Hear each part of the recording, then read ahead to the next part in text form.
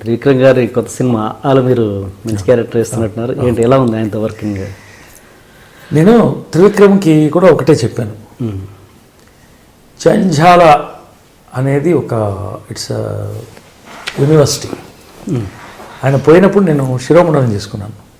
Okay, అంతే. నన్ను కొడుకు అనేవాడు ఆయన. అట్లా డీల్ చేసేవాడు.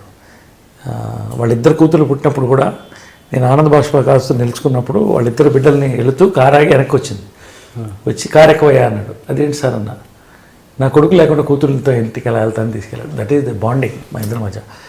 సో ఆయన చనిపోయినప్పుడు నా తండ్రి చనిపోయాడని నేను శిరోమండనం చేశాను. అప్పుడు అంతటి బాండింగ్ అదే చెప్తున్నాను నేను.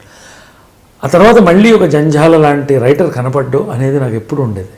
త్రివిక్రమ్ శ్రీనివాసన్ చూసిన తర్వాత ఆ యొక్క ఫ్లేర్, ఆ యొక్క స్టైల్ ఆఫ్ ఇది, అంటే is got is own style. Janjala గారిని ఫాలో అవుతాను నేను. అట్లా త్రివిక్రమ్ అన్నాడు, జంజాల గారు ఈజ్ అవర్ గురువు అండి అలా అంటారు. అలాంటి ఒక రైటర్ నేను చూశాను. ఆయనతో మల్లేశ్వరి పనిచేశాను, అద్భుతమైన సినిమా. డైరెక్టర్ అయిన తర్వాత నేను పని చేయలేదు, నాకు అవకాశం రాలేదు. ఈ సినిమా వచ్చినప్పుడు నరేష్ గారు మీరు చేయాలన్నారు. నా అదృష్టం. నా మళ్ళీ ఒక సెకండ్ ఇన్నింగ్స్లో నేను చేసే 10 బెస్ట్ క్యారెక్టర్లో నిలిచిపోతుంది. త్రివిక్రమ్ యొక్క స్టాంప్ దాంట్లో కనబడుతుంది. బ్యూటిఫుల్ కీ రోల్ చేశాను దాంట్లో, Samantha father role. Okay, so we enjoyed every emotion in the film, comedy or emotions.